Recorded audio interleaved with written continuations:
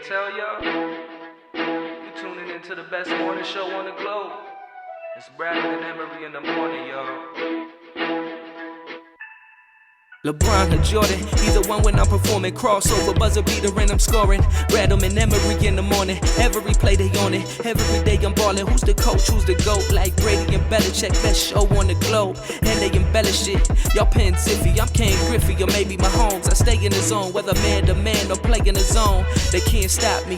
Mayweather boxing, Curry with the shot, man. We just the best to be. Can we have our SP, please? This was meant to be. Every morning with Adam and Emery. Yes, sir. Man, you guys know the vibes. Bright and Memory in the morning. I'm your host, Justin Emery. Marcus is out this week. Mike Jokum is filling in as guest host. How you doing today, my friend? Happy April Fool's Day. My favorite sports news day of the year, but I am doing wonderful. I was told yesterday I sounded really tired, so I made sure to wake up early and chug a coffee, so I'm a little hyped this morning. Oh, that's good. I've been up for about 2.5 hours doing nothing, so this is it's going to be fantastic. Let's get into it right away. I have been microchipped successfully, so for the those government now control your thoughts. Yes. Well, I was going to say if they're tracking me, they're going to be highly disappointed in the extremely low amount of places I go to. They're going to be like, man, he sure spends a lot of time at Taco Bell in the dispensary. I'm not sure this is the right one to microchip, guys. I always wonder, like, if, the government or whatever is, they track your phone calls, your internet history. I'm like, do they really care about Indy cars and baseball cards and video games? Like, I'm not really too concerned if they're looking because I'm pretty much a nerd. If someone wanted to look through my browser history or do all that, they would learn that past the surface, I am an incredibly boring person. Same. They will find absolutely nothing of relevance because of my perfectly curated bubble that I often discuss. Yeah, I mean that, and if you want to see like loads of pictures of my dog, I mean, I'm sure even government people like dogs. I mean, I hope so. I mean, there's 2 dogs in the White House right now, so yeah. So you can only assume. You can only assume. I got a couple of facts to spit out for you guys today before I melt your brain with a bunch of nonsense. Obviously, today, April 1st, is April Fool's Day. It is also the 37th anniversary of Marvin Gaye being shot and killed. It is the anniversary of General Hospital, one of Mike's favorite shows to debut on TV. Jerk. And it is also the anniversary of the first House of Representatives electing a speaker. Wow. Okay. And you got some sports facts for us today. Opening day. Happy opening day, baseball fans. I'll stick with baseball. I'm on nationalpastime.com, which is where I'm getting these baseball facts every day. Again, I really wanted to go with some super old school ones, but they're not remotely interesting enough to even bring up. So let's see here. In 1998, Camden Yards, the Orioles won 10-1 on opening day. It was pitcher Scott Erickson's 100th major league victory, and the O's manager at the time, who was Ray Miller, had not managed an opening day win since 1986, so 12 years. That's kind of crazy. And in 2001, everybody's favorite shortstop, Alex Rodriguez, made his debut with Texas on the $252 million contract. Did collect the season's first hit and first run, but also made a throwing error on his first chance. And there was a Phillies one somewhere in here. I can't find it now. Oh, let's go to 2015. The auction in New York included the original 1967 Mets bullpen cart, with the baseball head on it, and it sold for a surprising bid of $125,000. Oh, wow. Very impressive. It was expected to get 20 to 30,000, and it got over 100 grand. So somebody now has a strange baseball cart in their house. Nothing wrong with that. My dad actually has two baseballs that between the two of them, it has the entire, I want to say, 1963 Yankees team that signed it. Between those two balls. I have no idea who any of these players are, but Right. he does have some. Do you have? I know you're a Yankees fan, but when you've won 27 championships, I know it's kind of hard to retain every single year they won it. Do you know offhand if they won it in '63? I don't. Because that for some reason that's the year that's sticking in my head, but I know that it was a World Series championship team. So The 60s and the 70s were not like the dynamite years that you kind of think of when you think of the Yankees. So it's like by the mid 60s, they kind of entered a little bit of a lull for a while. I know that. So 60, it definitely could have been. I'm seeing here they won it in '62, so maybe it was a '62 team.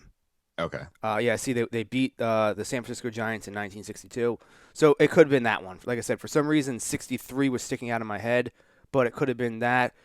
They also won it in '61, so maybe it could have been that one. But all right, regardless, he has it. I've seen it. I have no idea who these players are. I'm sure that when I get a chance, I'll have him look for it, get it, and look up a couple names, and I'll send you some screenshots. Yeah, I'm pretty sure I'd recognize a few names on there. Very nice, very nice. Now, we're going to dive into some baseball stuff. But first, I have to get your opinion on something that happened to me yesterday. Oh, yes, I can't wait for this. Okay, so I was at Target yesterday, minding my own business, as I usually do when I'm out and about. A lot of people don't like wearing masks. I am not one of those people that don't like it. It makes me feel like I'm incognito. I don't have to cave. I don't have to worry about how I look. I don't even care about that. I'm more talking like if someone I know that I don't feel like talking to, they have a much less chance of recognizing me behind my mask. People are for some reason, when I'm out in public, people love coming up and talking to me like I want to have a conversation with you. It absolutely blows my mind why people do that. It makes I don't want to interact with you if I don't know you. Do not approach me. But with the mask, it's much less likely to happen. So I'm out at Target minding my own business yesterday, and I'm leaving, and I'm walking towards my car, and I'm parked maybe like 5 to 7 spots down in the aisle. And Which Target were you at? What was that? Which Target were you at? Target in Abington. Okay, I'm trying to get an idea of like parking lot. I was Target in Abington on the second floor, like second floor of the parking deck, the parking area that they have there. So I'm maybe like 5 to 7 spots down the aisle from the start of the row. Yeah.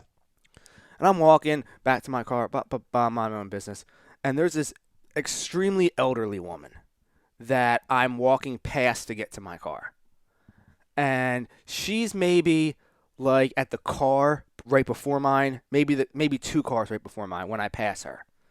And I pull out my keys, click, click, beep, beep, beep, get in my car, and she goes, I wish that able-bodied people would park further.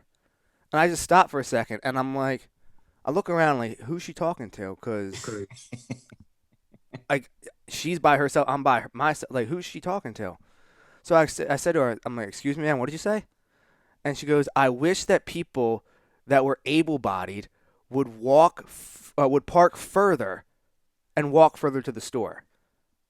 And so I had to stand there for a second and evaluate what I was about to encounter. Right, you have to like, your brain has to process that somebody actually said that to you. Yes, and I need to properly figure out how to respond to this. So I stood there for a second, made sure that I wasn't in a handicapped parking spot, despite knowing that I wasn't, because I was parked too far down for there to be handicapped spots where I was. So I stood there for a second, not know what to do, and then it just blurted out of my mouth. well, maybe if people that needed to park closer got here earlier, they would get the closer spots. And then I just got in my car and I drove away. If you're not parked in a handicap spot, I see. How is this Oh, my fault? Is what I'm trying to figure out. I was parked closer than you, yes. You could have been there before me, and somebody that had that spot left and I pulled in. I was in and out of Target in about 5 to 7 minutes. Like I went in, boom, got what I needed, hit the register, and was right out. I barely had to even leave inside the doorway area of what I had to do. How is that? Am I in the wrong for what I did? I don't think so. Now, maybe should I have said that to her? Maybe not. But I was kind of caught off guard by the fact that she said something. So, what's proper protocol in that situation? I mean, if I were you, I would have just gotten my car and driven away. But I am known to say things to people when in situations like that are a little snarky too. So I don't think. Listen, unless you're parking in a handicap spot or you're stealing like the last available spot and you guys are both parking at the same time, like, yeah, okay, I get her point then. But you didn't do any of that. So There was other open spots in the lot. yeah. I mean, like we're talking. This is only at maybe like 11:30. It's not like it's it's not even noon when I was there. Right. Am I in the wrong? No. Okay, that was only the first encounter I had. Oh no. So, I also decided I have to go to the bank. So, I get in the car, boom, start going to the bank. Now, pre-COVID, I guess the little, I don't know, vestibule area where the ATM is at the bank. Pre-COVID, it is too small really to have two people in there. During COVID, it is definitely too small to have two people in there.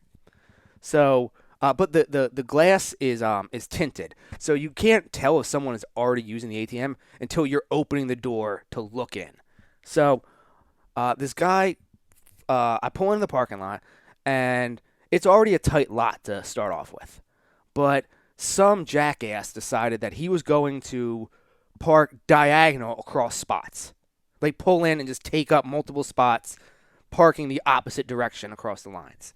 Now, 9 out of 10 times, I don't care about that because if you're doing that, you're intending to be in and out extremely quickly.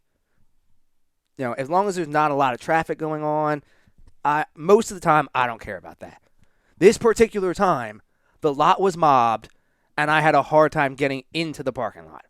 So I get in, I park, and now I'm frustrated because I just dealt with this old lady at Target, and now I have to deal with some idiot here.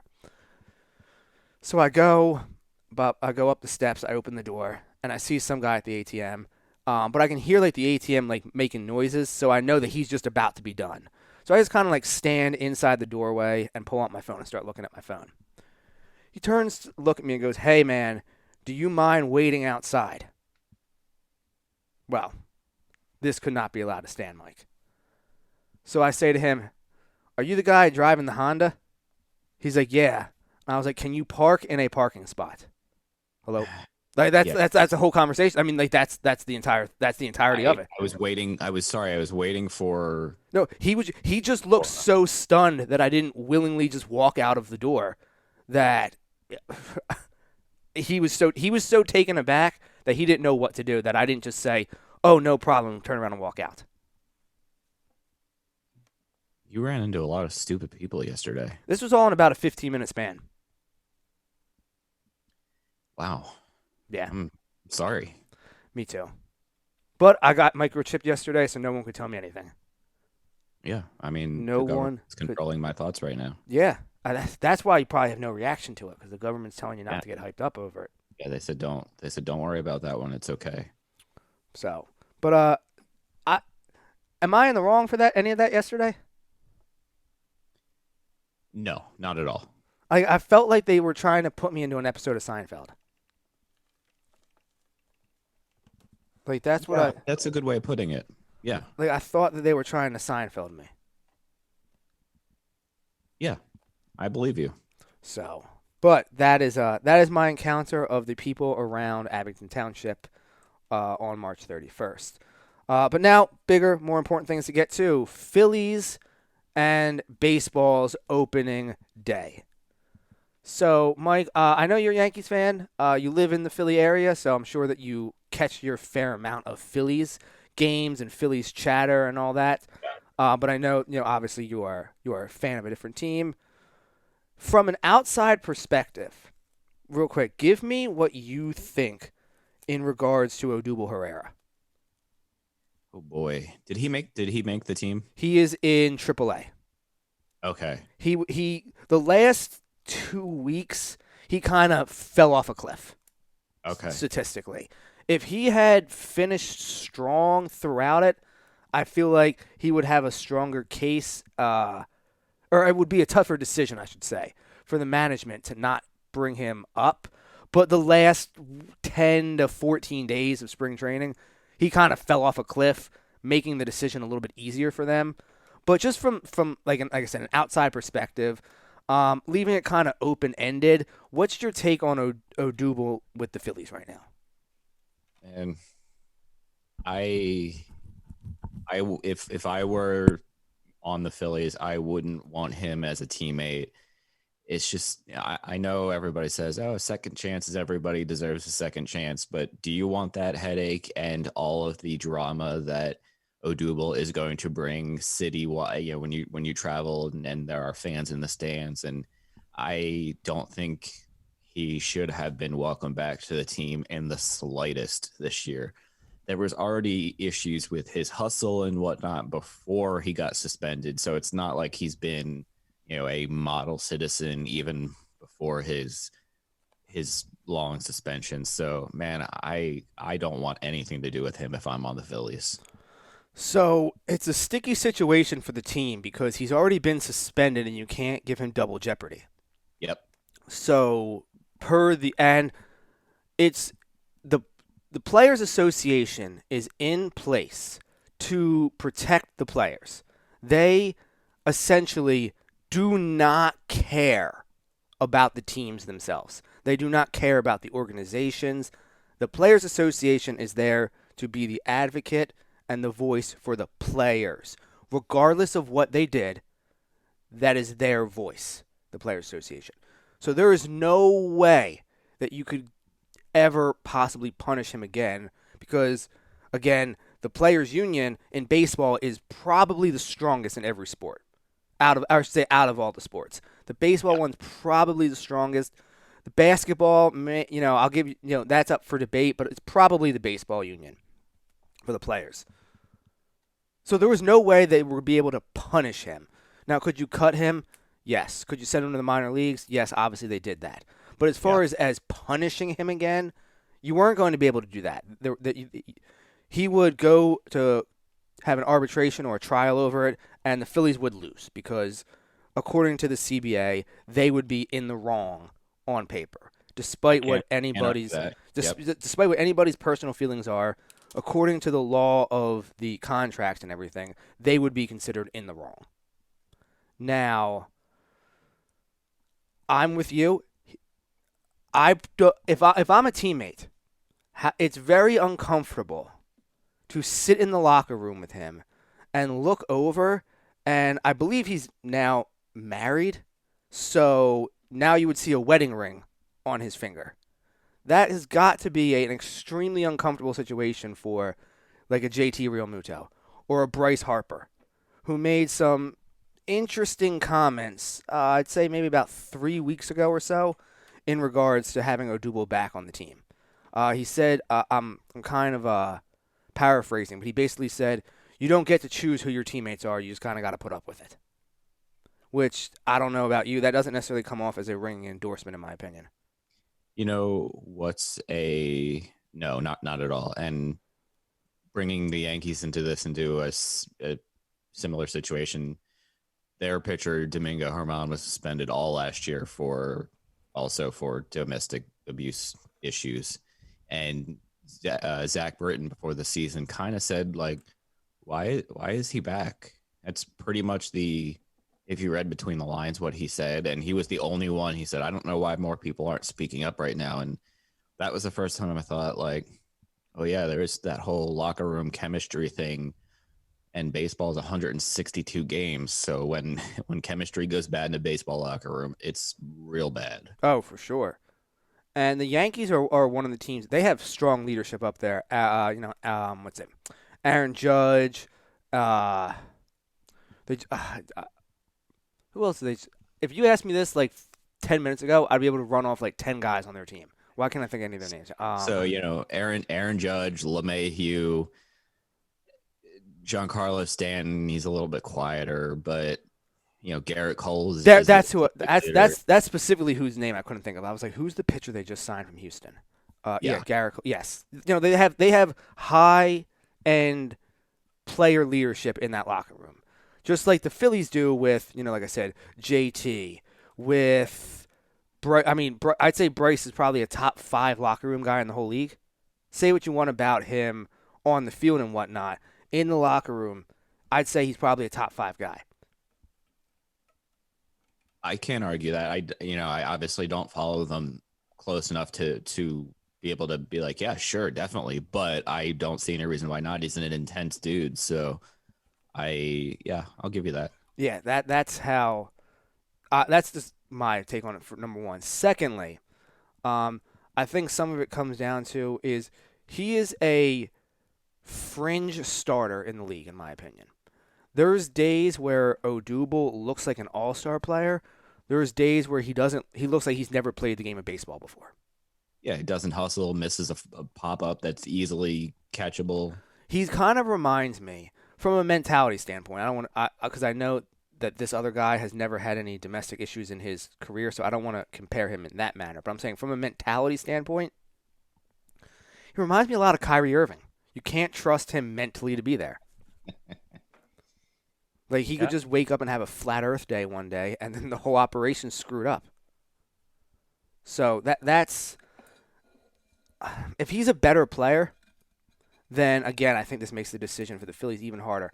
By him falling off the cliff, it opened the door for them to have an excuse and make the path easier for them. As far as rooting for the team, I mean, I'm not necessarily sure I'm rooting for the Phillies in the first place. Like, I'm a Phillies fan, but I'm not necessarily the biggest baseball fan. Sure. So, while I hope the team does good, I'm not riding or dying with this team for 162 games. Do I wish they had Odubel on the roster? I mean, no, I don't. I wish they had somebody else. But am I going to kill them for it as well? No, I'm not going to kill them for it either. Yeah, it wouldn't be my decision, but I'm also not speaking for the team and cannot have my own personal feelings come into it. So I understand from a business decision why they did it. I wouldn't have, but I understand why they did it. This is why they're getting paid to make that decision. Exactly. And we're sitting here talking about it. Exactly. People above my pay grade to sort all of that out. But and I don't envy having to make decisions like that. No. I mean, everybody has to make hard decisions at some point in their life, but thankfully, I don't get paid to make decisions like that. But enough of Odubel, though, because he's in AAA right now, and it does not matter. Let's get to the opening day lineup for the Phillies. Playing the Braves today at 3:05 at home at Citizens Bank Park. Andrew McCutchen, left field. JT, number 2, catching, obviously. Bryce, 3, right field. Reese is coming out, batting 4th, cleanup, first base. Alec Boehm starting, obviously, with the big club this year. No surprise there. I'm a little surprised he's batting 5th, though. I thought he would be the cleanup hitter. I'm actually surprised JT's 2 as well. I thought he'd be number 5. But Alec Boehm is at third base. Didi Gregorius, sorry, Mike, he's on the Phillies now. Shortstop. Gene Segura, second base. Honestly, didn't know he was still on the team. Roman Quinn, center field.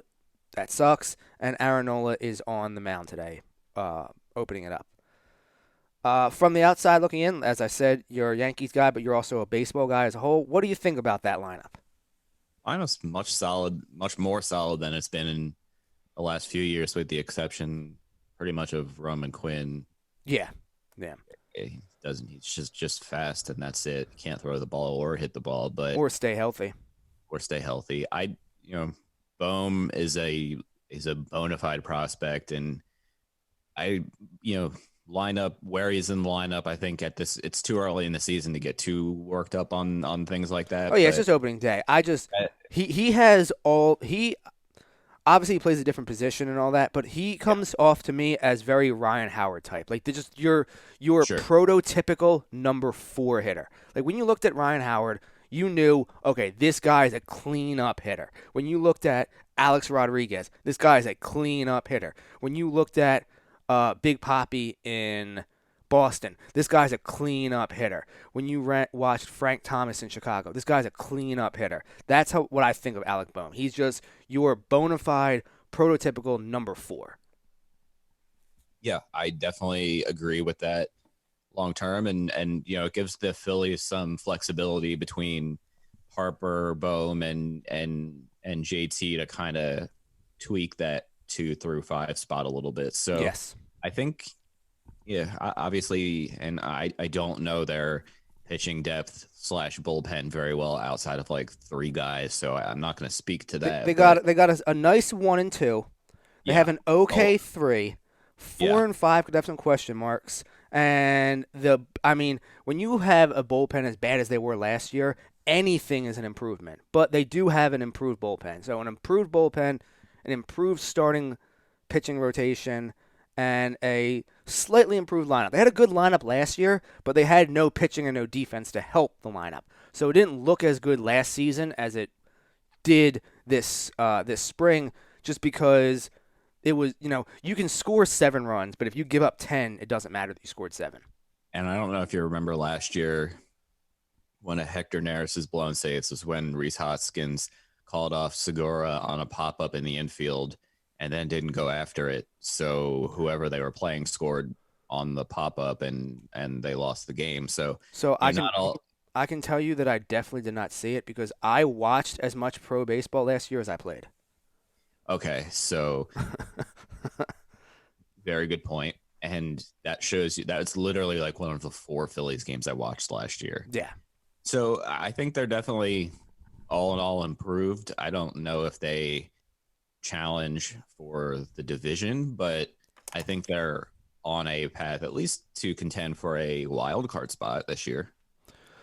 I have them around 80. I have them right slightly above 500. So 82, 84, 85, 86, 87 wins, somewhere in there. Now, I think if they win 85, they are firmly in the discussion for the wild card. I think if they can win 87, 88, they have the wild card. Yes, I think just going off of mathematics. Yeah. I'm assuming on paper they're the 3rd best team in their division at best. You can argue that they're the 4th, but at best they're the 3rd best team in their division. So like I said, 85-ish wins, you're in the discussion. I think 88 wins, you should be in the playoffs, unless the entire National League just goes off and just stomps out the American League.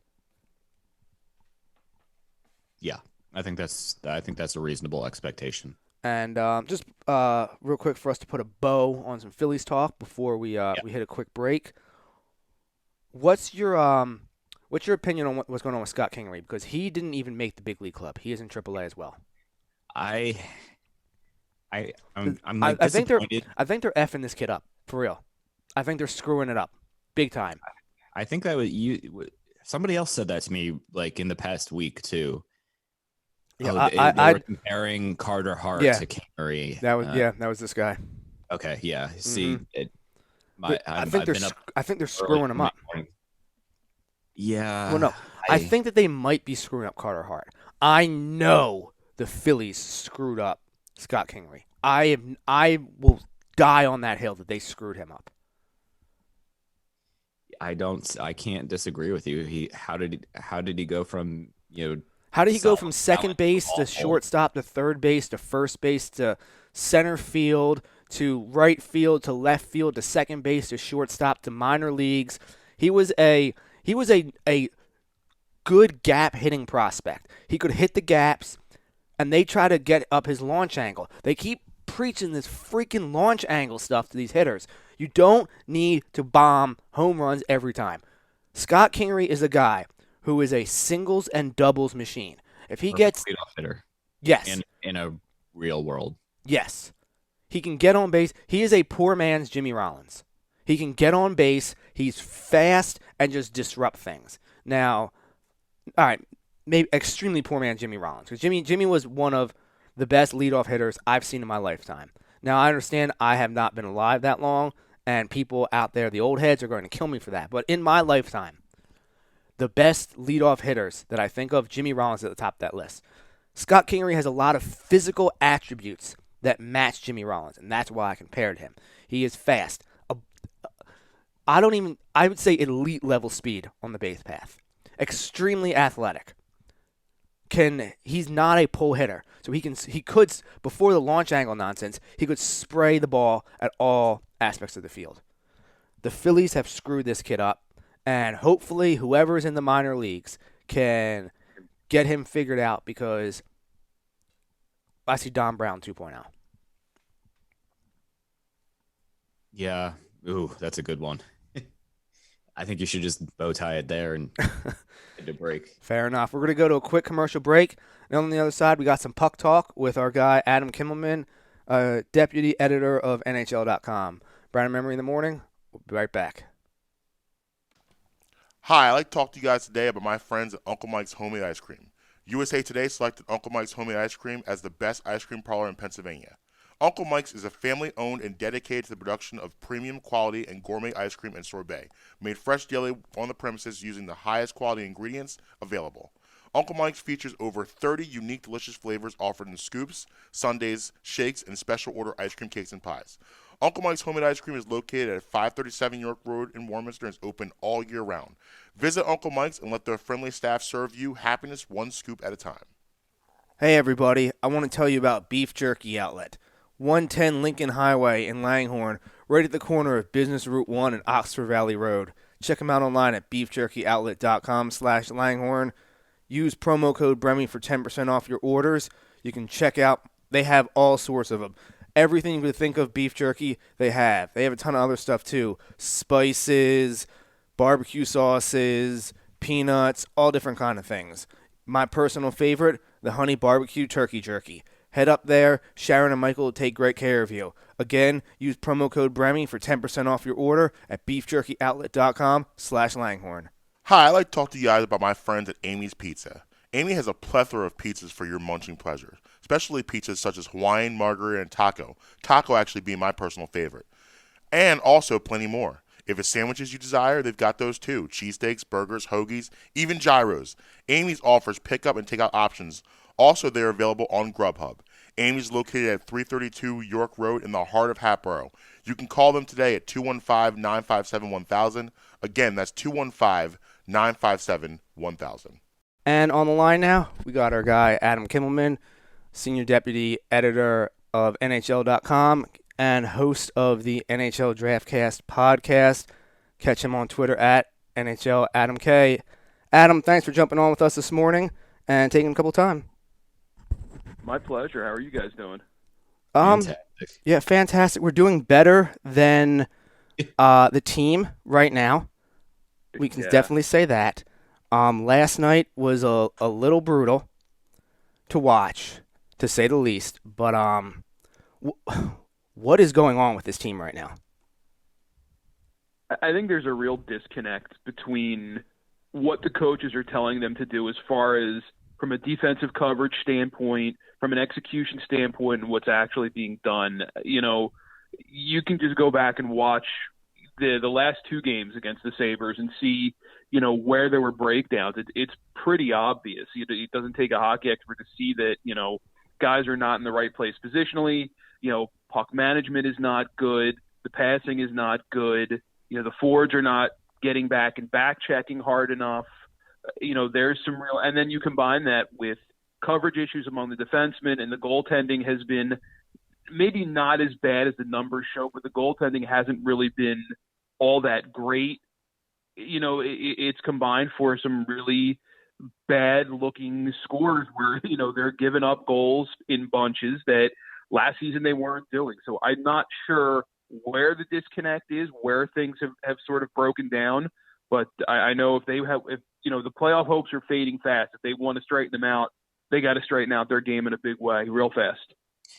Yeah, especially last night, it was either the first or the second goal the Sabres scored, and Justin Braun bit hard, and you thought, okay, now is the perfect time for a forward. In this case, I think it was Voracek to back check and play that center position, kind of like right between the face-off dots in the defensive zone. And he just kind of coasted back and gave Buffalo a perfect chance to score. And that's a lot of what I'm seeing this year is, I don't know if it's a lack of hustle or just not being in the right spot. Sammy Moran this weekend was way out of position on, I guess it was Buffalo's first goal and things like that. But you spoke on goaltending, and I said this to Justin either earlier this week or last week. I don't think Carter Hart is lost long-term forever, but what does he need this where right now he's taking a little bit of a break, getting in some extra practice with the goaltending coach? Is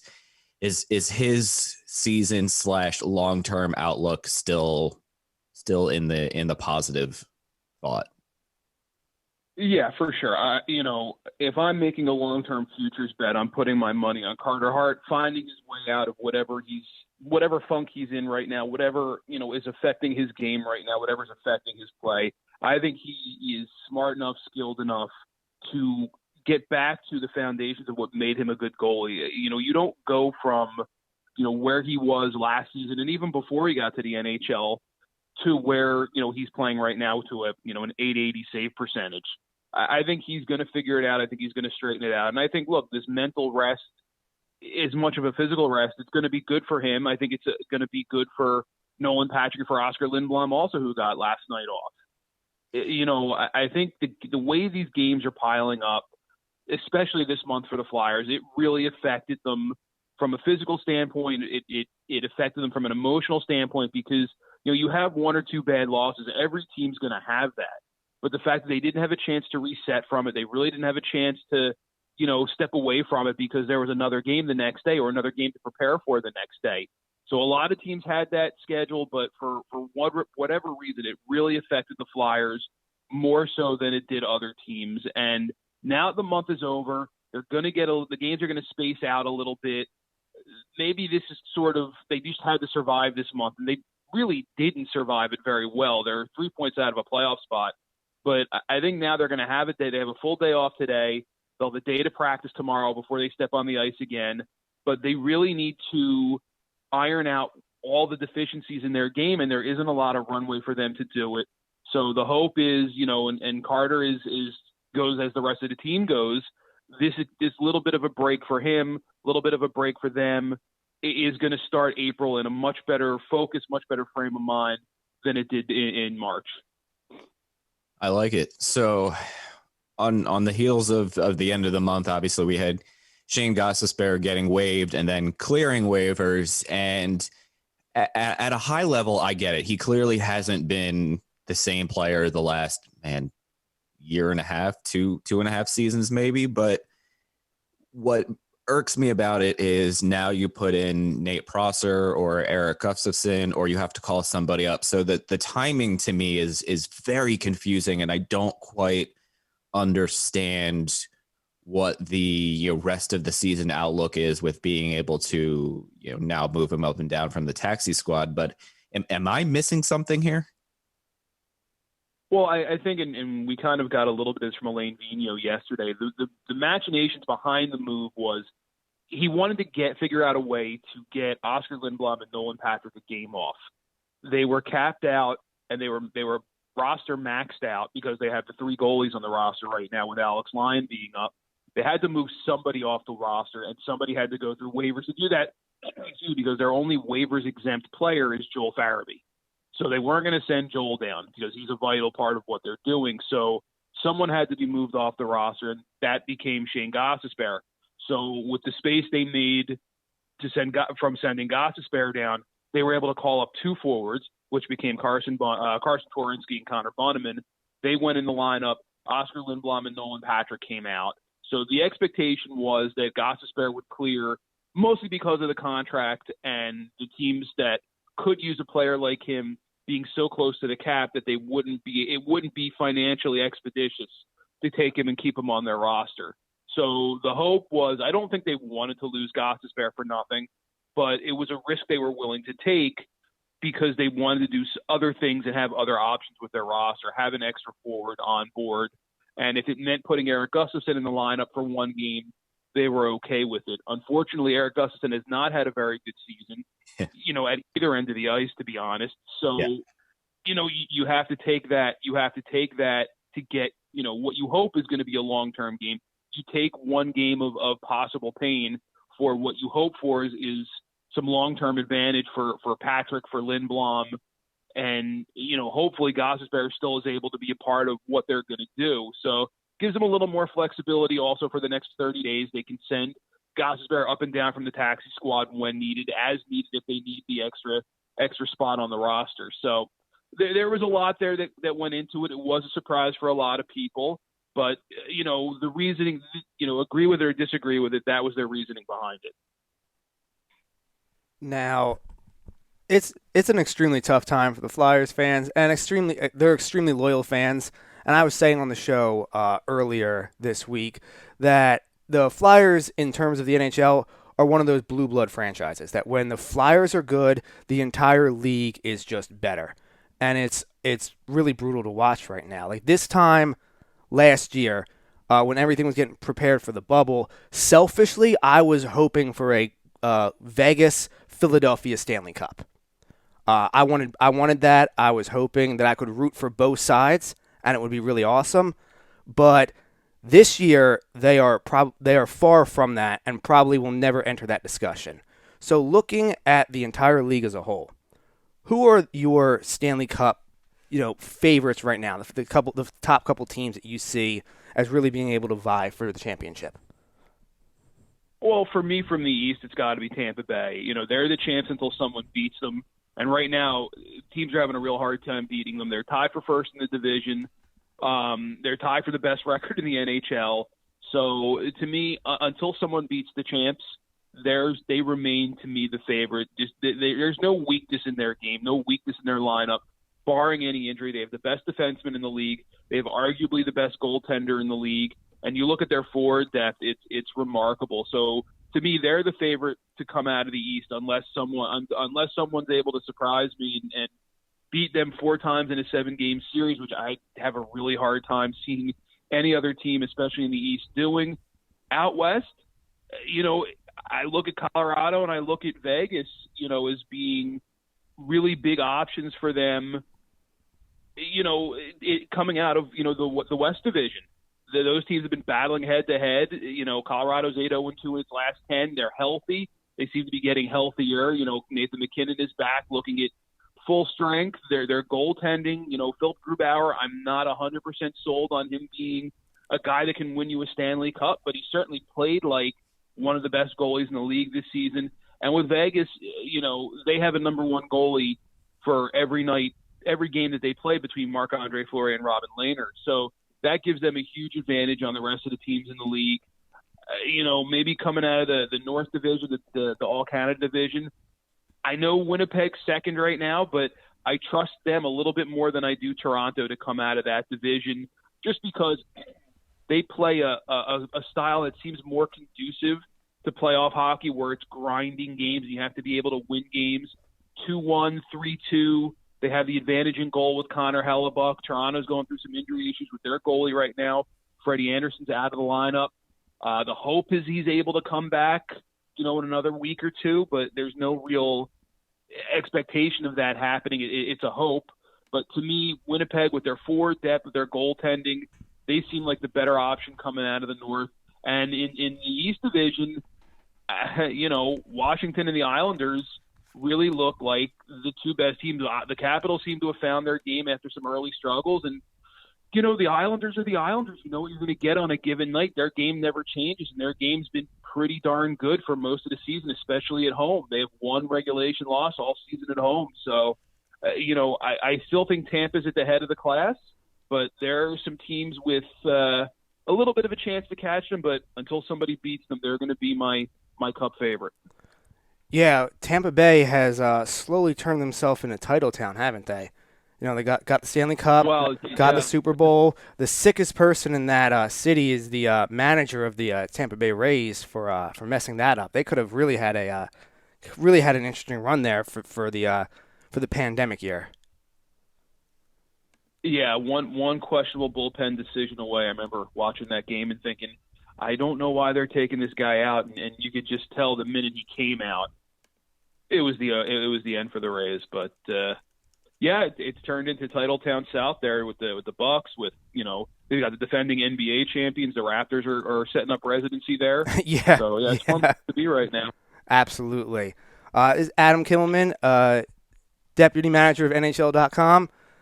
Adam, before we let you get out of here, why don't you give us what you've been covering on your podcast? So the NHL Draft Class podcast it's really the only podcast that I know of that covers the NHL draft, soup to nuts. We started, right after the last year's draft ended, and we've talked to some of the top prospects. We've talked to some of the best scouts.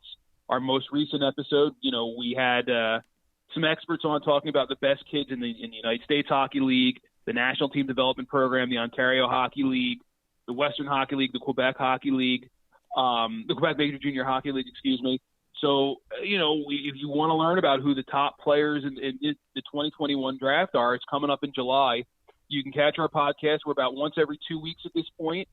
We've spoken to guys like Owen Power from the University of Michigan, Brant Clark from the Barrie Colts, guys that you're going to hear right at the top of the draft. So it's good information. It'll help you understand, what kind of player your team might be getting here. Not just, in July when we have the draft, but 3-4 years down the line.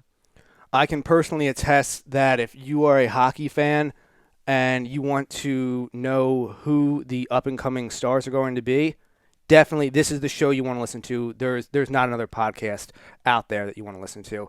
Adam, I appreciate you jumping on with us. Do not be a stranger. We will definitely have you back in the future. And why don't you let everybody know real quick where they can follow you at? Sounds good. I am on Twitter at NHL Adam K, and you can see all my stories on NHL.com. Excellent. Thanks a lot, Adam. Appreciate it, and we'll be talking to you in the future. Anytime, guys. And that was our guy, Adam Kimelman, right there, dropping bombs on people as usual when it comes to the Flyers. And as I said, his podcast, if you want to learn the stars of tomorrow for the NHL, the future All-Stars, I'm not sure. Is it the All-Star game in hockey? I should probably know this. You should. But I forget. Hold on a second. It's Thursday and we haven't done hockey or not yet. You're right. Hold on. You are right. You keep wrapping this up. All right. I wasn't prepared either, so give me a second. That's fair. This could be pretend. We missed it last week too. No, we didn't. I stumped you. No, that was 2 weeks ago. I wasn't on last week. That was 2 weeks ago. We didn't get to it last week because of the NBA trade deadline. I think 2 weeks ago is when I stumped you. Yes, 2 weeks ago. There was no hockey or not last week. We did not play it last week at all. You are absolutely right. So we will be getting to hockey or not while Mike puts his list together real quick. I am back on Team Hate FanDuel right now. Kenny last night screwed up again, though he's out here claiming he won. He didn't win with the picks that I used. I can tell you that firsthand. That's a you can lock that up. Sixers fall to the number 2 seed. They're a half game back of Brooklyn. They are playing tonight in Cleveland. The big man is not playing, but it has come out that we can expect to see him this weekend. Probably won't play in the full back-to-back, but we will probably see him in at least one of the 2 games. And I am all for this happening. I'm tired of the disrespect that the Sixers are getting around the NBA. Yep. And when the big man comes back, it's about to be ratcheted back up. But I am very mad at Ben Simmons right now. Ike Reese said something wild on WIP back around the All-Star game. He said if you go back and look through Ben Simmons' career, about a month and a half before the All-Star game, his numbers all get ratcheted up. And then after the All-Star game, they fall off. And Ike's a smart dude, but I just thought he was looking for talking points. But this season, I've decided to pay attention to it, like really pay attention. And he's right. All-Star game Ben, after that, he just falls off. And I'm getting really pissed off about it, to be honest with you. Before, I was like, whatever. Yeah, I hear it, but you guys are being overcritical. No, he's slacking off. We're back to mediocre Ben. We're back to the same old nonsense that you get with him. And it's really starting to bother me. How's your list coming over there? We good? Yeah, let's do it. All right. Well, it's that time. It's Thursday. I don't know hockey, and I don't watch movies. So it's the perfect segment, hockey or no. So we got 7 names, and I will try to guess properly whether they are a hockey player or if they are a actor or actress. And first name is? Jonathan Carlson. He plays hockey. He does, yes. And I believe it's Carlson with a K, isn't it? No, that's it's- Eric Carlson. Oh, well, still got it right. One for me. Victor Garber. Actor. Yeah, okay, you're 2 for 2. You're going to have to start getting a little tricky here. All right. John Vernon. I believe he's an actor. Okay, you're 3 for 3. Wow, this is you're off to a good start here. Let's see if I can find a good one. Isn't he in a James Bond? Isn't he one of the guys from a James Bond movie? Yeah, he's definitely from that time frame. I'm almost positive. Look it up off the top I'm of almost my head. positive he was in a James Bond. The thing is I don't know movies, but James Bond, that series is one of them. So I feel like he played in I feel like he played like a villain in a James Bond movie. That's how he popped out. Let's go with Vincent Cassell.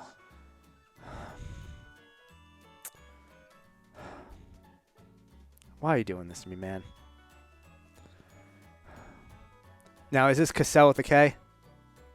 No, it's a C. I don't know. I'm just gonna. Is he an actor? Yeah, you're 4 for 4. All right, you win this week. All right. Let's see what the final score is. Let's go with Braden Point. Is there an E at the end of it? No. Hockey? Yes. What difference would the E make? I feel like there was a hockey player with the last name Point with an E, so that when you said no, I was just rolling the dice that there still could be a hockey player without the E. It was really just I was trying to decipher whether it was a European enough name for hockey or not. Okay, Roger Vadim. Oh, that guy's got to play hockey, right? No, he's an actor. Oh, okay. And so that we got one more. Yeah, 5 and 1. All right, 5 and 1. This is. I'm disappointed in myself, to be honest with you. Yeah, me too. I'm really just. I'm so bummed right now.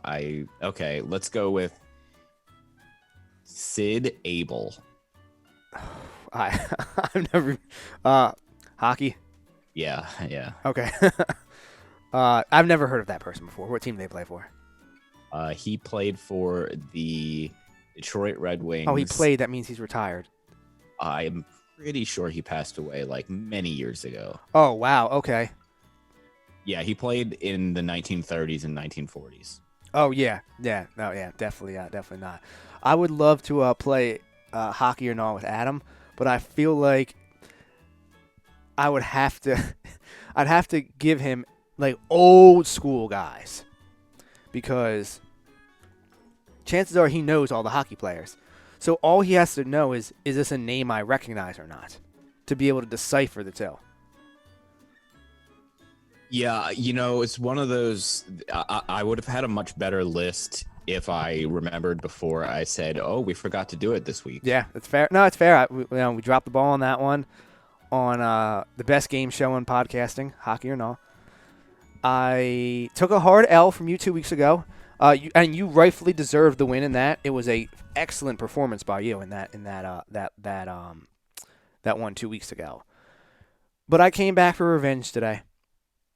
I got back on it. I'm now 4 for 5. I'm feeling good. So Don't get used to it. I know. Actually, you know what the win today does? Puts me over 500 for the season. Congrats. Thank you. I am sitting at 5-4 on the season, which tells you if I'm 4 out of the last 5, how bad I started this year with. So that pretty much wraps it up. Mike, I appreciate you doing fill-in duty this week. I know that you are unavailable tomorrow. Tomorrow I will be doing heavy Sixers show with my guy Prince. Like I said, I appreciate you jumping on, and we will definitely be seeing you next week. Before we get out of here, you know the sign-off. Let them know where to follow you at. At Mike_JOAC on Twitter, and just add my Instagram is at Mike_Jokum. It's just an HIM at the end of my Twitter. Follow me on there. Those are pretty much the two platforms I post the most about, or most on. And yeah. Love it. Follow me at Justin Emery Show on the Bluebird app. Follow at Brandon Memory Pod everywhere. 10% off your orders from Beef Jerky Outlet with promo code BREMI. BrandonMemoryShow.com for all of your merchandise. And the YouTube page will drop tomorrow. It is just about complete. And until next time, you can be with us, you can be against us, but you know you're never going to stop us. Late.